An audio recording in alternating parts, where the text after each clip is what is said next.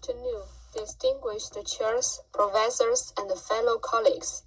It is a great honor to present my research titled Legal Approaches to Determining the Expression of Intent in Smart Contracts.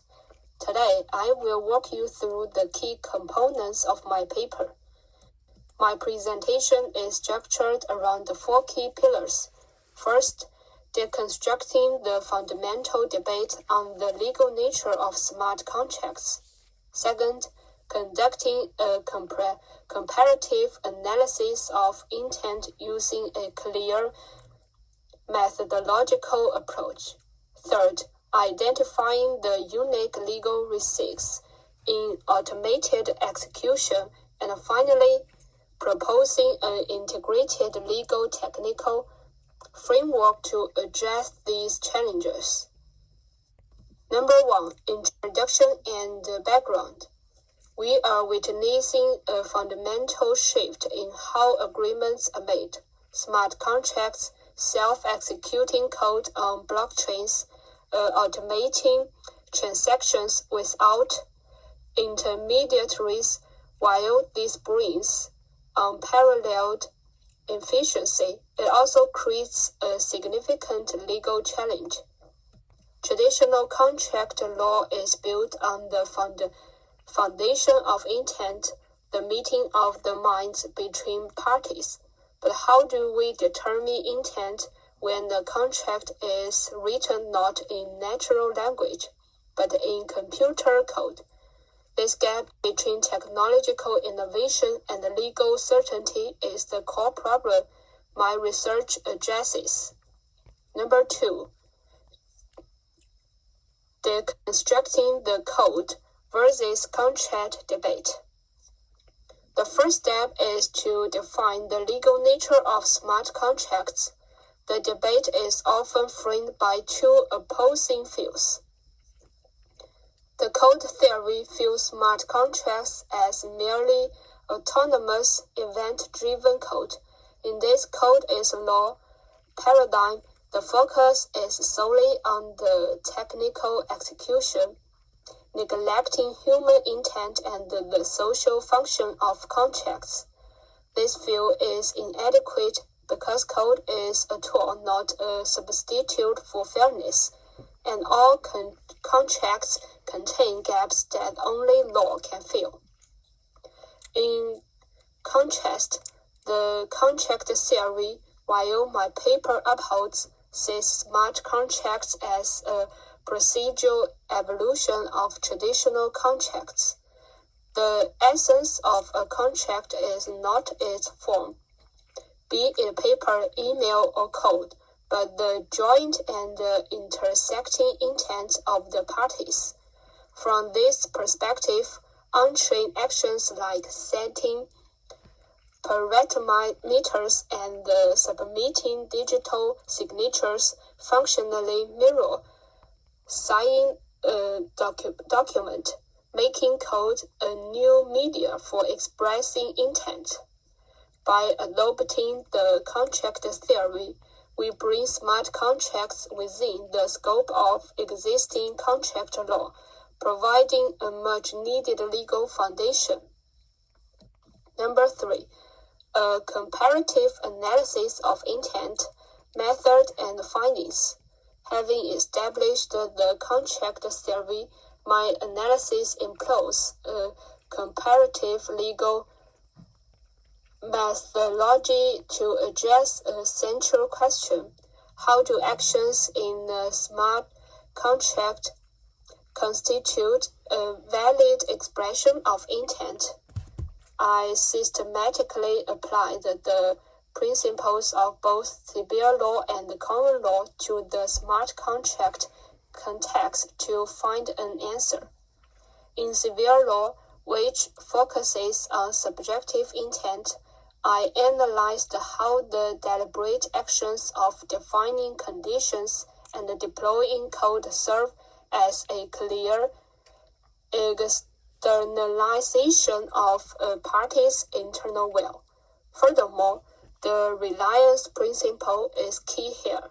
Parties reasonably trust that their untrained actions in a decentralized system will be interpreted as a commitment, binding them even if an unexpressed inner intent differs.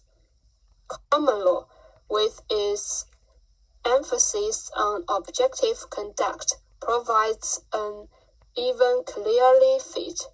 My analysis breaks down the sequence of untrained actions, selecting a template, setting parameters, and signing digitally, and demonstrates how this creates a transparent, immutable record. A reasonable third party, such as a legal professional, can objectively infer an intent to be bound from this record, just as from a signed paper contract. The conclusion from this comparative analysis is that under both major legal traditions, the functional equivalence between deploying a smart contract and signing a traditional agreement supports the finding of a valid expression of intent. Number 4. Identifying and addressing the risks. However, recognizing intent at the formation stage is not enough. A core part of my analysis identifies the unique interpretive risks that arise during the automated execution of smart contracts. I systematically categorize these into 3 primary types. First, semantic convention distortion. This occurs when the code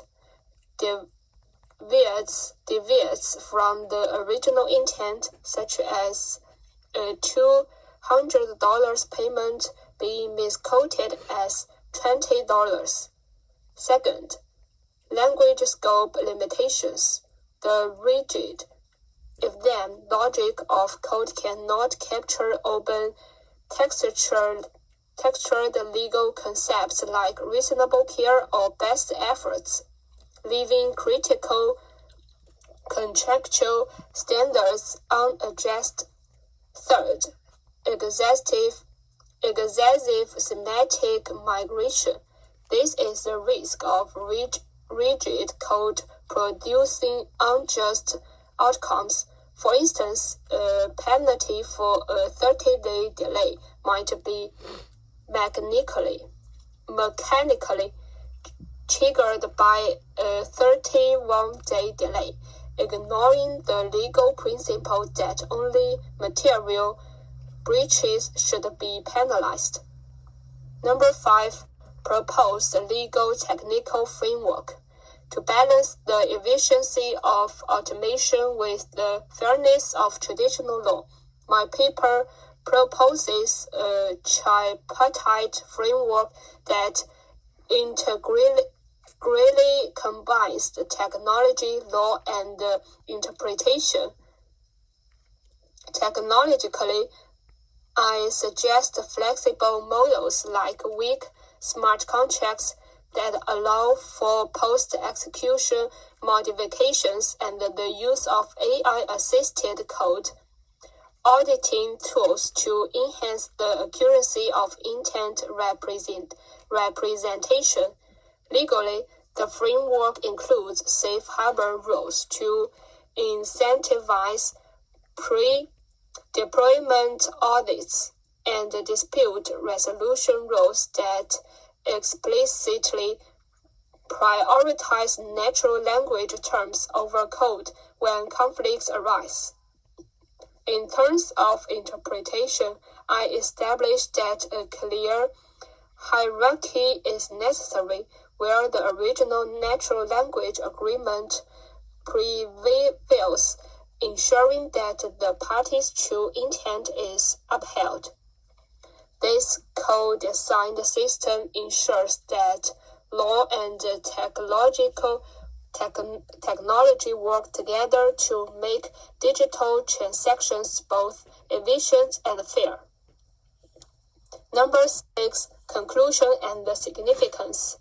In conclusion, my research uses a comparative legal method to establish that untrained actions in smart contracts constitute a sufficient expression of intent. However, we must proactively address the interpretive risks inherent in their automated execution. The significance of this work is its practical contribution to the digital economy by validating smart contracts under the contract theory and providing a robust, integrated risk mitigation framework. It helps build the legal certainty necessary for their wider adoption. It bridges the gap between the immutable logic of code and the flexible principles of justice, ultimately achieving a balance between technological efficiency and legal fairness to promote fairness and freedom in commercial transactions. Thank you for your attention. I look forward to our discussion.